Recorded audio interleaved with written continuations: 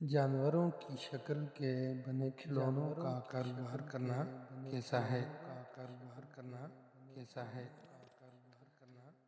ऐसे खिलौने जो जानदार के मुजस्समे हों, जैसे बालू, पांडा या गुड़िया वगैरह, ऐसे खिलौनों की खरीदो फरोख्त और उनको घर में रखना नाजायज़ है, क्योंकि ये मूर्ति और बुत के हुक्म में हैं। ऐसे खिलौने घर में रहमत के फरिश्तों के दाखिल होने में रुकावट का बाइस बनते हैं।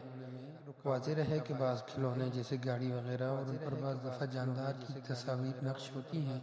अगर इन चीज़ों पर बनी तस्वीर मकसूद के दर्जे में न हो तो असल मसनूआत के ताबे होकर इनकी खरीद फरोख्त जायज़ होगी। अलबत्ता खरीदने वाला या तो इस पर बनी तस्वीर को मिटा दे या पामाली उस तस्वीर के अंदाज पर रखे।